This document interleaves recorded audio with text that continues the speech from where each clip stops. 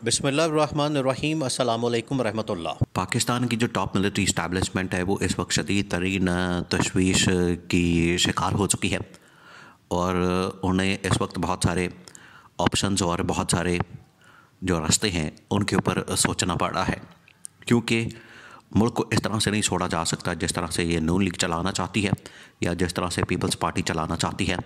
इस तरह से मुल्क बेयारो मददगार, बग़ैर हुकूमत के, बग़ैर किसी सरबराह के, बग़ैर किसी रियासती और हुकूमती इदारों के या हुकूमती स्ट्रक्चर के मुल्क को इस तरह से नहीं छोड़ा जा सकता। तो पाकिस्तान की जो इस्टेब्लिशमेंट उसमें ख़ास तौर पर जो टॉप मिलिट्री कमांड है, जिसके अंदर पाकिस्तान का आर्मी चीफ और उसके बाद जो कोर कमांडर्स और अहम तरीन अहदों के ऊपर बराजमान जो टॉप मिलिट्री कमांड होती है, जो कि रिप्रेजेंट करती है कोर कमांडर्स कॉन्फ्रेंस पे, उनकी जानिब से मुख्तलिफ ऑप्शंस के ऊपर गौर शुरू कर दिया गया है। और उसमें 2-3 ऑप्शन हैं जिनके ऊपर गौर शुरू कर दिया गया है कि नून लीग और पीपल्स पार्टी को अगर ये हुकूमत नहीं बनाते तो साइडलाइन किया जाए। इन्होंने जो अपने अपने कैंडिडेट नॉमिनेट किए हैं वज़ीर-ए-आज़म के लिए, फिर वज़ीर-ए-आला पंजाब के लिए और बाकी जगहों पर, इन सब को फारिग किया जाए, घर भेजा जाए, इनके ऊपर कांटा मारा जाए और फिर इमरान खान को हुकूमत बनाने की दावत दी जाए और इमरान खान को वज़ीर-ए-आज़म बनाया जाए। अब ये इंतहाई अहम तरीन मामला है, इसको आपने समझना। देखिए, आसिफ अली जरदारी के ऊपर तो कांटा मार दिया गया है, क्रॉस लग गया है। आसिफ अली जरदारी के बाद जो दूसरी शख्सियत है जिसके ऊपर कांटा लगा है, क्रॉस मारा है, वो है मरियम नवाज शरीफ। और नवाज शरीफ के ऊपर जो कांटा मारा गया है, नवाज शरीफ के ऊपर जो क्रॉस लगा है, वो आज से नहीं लगा, वो पिछले तकरीबन कई सालों से लग चुका है। क्योंकि नवाज शरीफ की जो आदत रही है, नवाज शरीफ असल में फितरी तौर पर उसकी फितरत के अंदर यह शामिल है कि उसने पंगा लेना है, उसने इस्टेब्लिशमेंट के साथ पंगा लेना है, उसने इस्टेब्लिशमेंट के साथ उंगलबाजी करनी है, इस्टेब्लिशमेंट के साथ उसने गंद घोलना है और इक़्तिदार की लड़ाई उसने लड़नी ही लड़नी है। इस वजह से जब लास्ट टाइम नवाज शरीफ को मौका दिया गया, उसको आजमाया गया, उसको लाया गया और ये समझा था कि शायद नवाज शरीफ अब सुधर गया, उसने तारीख़ से सबक सीख लिया है और तीसरी मरतबा जो है वो पंगेबाजी नहीं करेगा। 2013 में इसको हुकूमत मिली और पंजाब इसके छोटे भाई शहबाज शरीफ को दिया गया, लेकिन फिर से इसने पंगेबाजी की और जनरल राहील शरीफ के साथ इसने पंगेबाजी करते करते, इस्टेब्लिशमेंट के साथ पंगेबाजी करते करते फिर हालत ये हुई कि इसको फारिग कर दिया गया। फिर इसने रोना धोना शुरू कर दिया कि मुझे क्यों निकाला। तो ये तो पहला था वो शिकार जो कि इस्टेब्लिशमेंट ने किया, क्योंकि ये इस्टेब्लिशमेंट के साथ पंगेबाजी नहीं होती, ये असल में रियासती मामलात के साथ, रियासती उमूर के साथ, हुकूमती उमूर के साथ बराह रास्त जो इनकी जानिब से रुकावटें पैदा की जाती हैं, जिससे मुल्क का जो मफाद है वो कम्प्रोमाइज़ होता है, मुल्क के मफाद के ऊपर जो है वो धचका लगता है। तो इस वजह से इनको फिर समझाना पड़ता है, वो फिर छुट्टी करा के ही समझाया जाता है। तो जैसे नवाज शरीफ के ऊपर एक अरसा दराज से कांटा लग चुका है, बिल्कुल उसी तरीके से आसिफ अली जरदारी के ऊपर भी अब कांटा लगा दिया गया है। आसिफ अली जरदारी ने बतौर सदर अपने आप को पेश किया और पीपल्स पार्टी इस बात के ऊपर बासिद है। हालांकि उनको कहा गया, उनको समझाया गया है कि आप मान जाएं, आप बात को समझें, अब आसिफ अली जरदारी की जगह नहीं बनती, उसको सदर का ओहदा नहीं दिया जा सकता, मामलात इस तरह के हैं। और देखें, इस्टेब्लिशमेंट इस बात को समझती है कि आरिफ अलवी जैसा शख्स जो कि बड़ा होम्योपैथिक किस्म का है और बेज़रर आदमी है, वो नुकसान नहीं पहुंचा सकता, वो कोई ऐसी हरकत नहीं कर सकता कि जिसकी वजह से जो हुकूमती मामलात हैं उसके अंदर कोई रुकावट आए, जो हुकूमत की फंक्शनिंग होती है।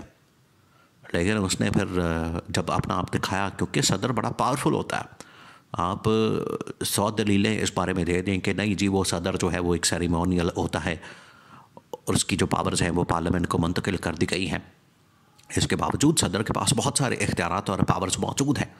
उसमें से एक एग्ज़ाम्पल या एक मिसाल ये है कि सदर अगर चाहे तो एक बिल को रोक दे और उस बिल को रोक के बैठ जाए, तो वो 1 महीना पूरा रोक के बैठ सकता है, जिसकी वजह से जो हुकूमत का फंक्शन है वो रुक जाता है। तो अब आसिफ अली जरदारी को तो बतौर सदर एक्सेप्ट नहीं किया जा सकता, क्योंकि इधर नून लीग का वज़ीर-ए-आज़म बैठा होगा शहबाज शरीफ और उधर पीपल्स पार्टी का सदर बैठा होगा। ये तो एक दूसरे के ख़िलाफ़ साजिशों के गढ़ बन जाएंगे, यानी कि वज़ीर-ए-आज़म हाउस जो है वो पीपल्स पार्टी के ख़िलाफ़ साजिशें खोल के बैठ जाएगा और ऐवान सदर जो है वो नून लीग के ख़िलाफ़ साजिशों का गढ़ बन जाएगा। तो ये साजिशों का इतना बड़ा बाजार गर्म हो जाना है अमलन तो अब ऐसा ही होना है, क्योंकि पीपल्स पार्टी ये मान चुकी है। पीपल्स पार्टी इस बात के ऊपर बासिद है कि उन्होंने ऐवान सदर लेना ही लेना है।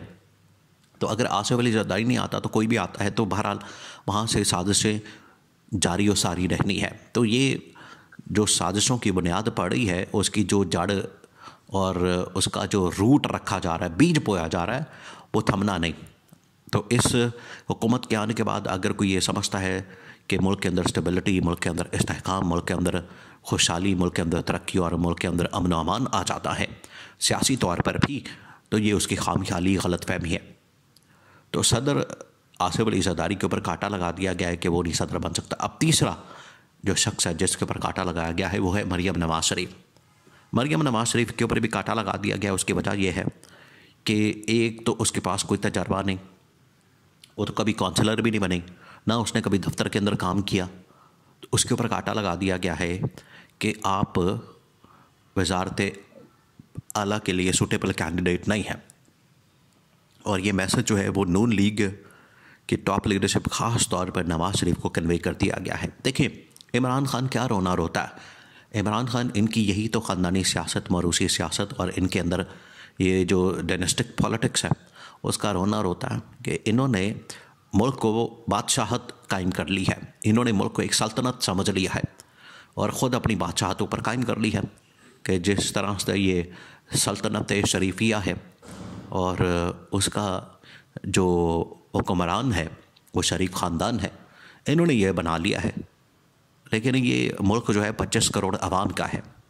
ये मुल्क जो है वो 25 करोड़ लोगों का है और उन्होंने अपना जो फ़ैसला है वो 8 फरवरी 2024 को सुना दिया है कि हम किसको मुंतखब करते हैं और किसको वज़ीर-ए-आज़म देखना चाहते हैं। अब आगे ये मैनिपुलेशन है, मैनूवरिंग है, वो कर के तो हुकूमत खुद बना लेते हैं, तो वो एक अलग बात है। लेकिन ये जो मरियम नवाज शरीफ है इसके ऊपर कांटा लग चुका है और बता दिया गया है। इस वजह से टॉप मिलिट्री कमान ने इस बात को कन्विंस हो गए हैं वो इस बात के ऊपर, और जनरल आसिफ गफूर उन्होंने कन्विंस कर लिया है जनरल आसिम मुनीर को कि शरीफ ख़ानदान और जरदारी ख़ानदान इतने ट्रस्ट वर्दी नहीं जितना कि इमरान खान है। इमरान खान आज भी उसका पैगाम है उमर अयूब ख़ान के ज़रिए कि पाकिस्तान की फ़ौज मेरी फ़ौज है, पाकिस्तान की फ़ौज का हर जवान मेरा जवान है और मैं उसकी इज़्ज़त करता हूँ, एहतराम करता हूँ और उसकी मजबूती के लिए हमेशा काम करूँगा। तो इमरान खान के अलावा और कोई ऑप्शन इस वक्त नज़र नहीं आती। तो इमरान खान को अगर ये ओहदा वज़ीर-ए-आज़म का, वज़ारत उस्मा का दिया जाता है तो उसकी सूरत में ना सिर्फ पाकिस्तान मजबूत होगा, पाकिस्तान की फ़ौज मजबूत होगी, बल्कि 25 करोड़ आवाम खुशहाल होगी।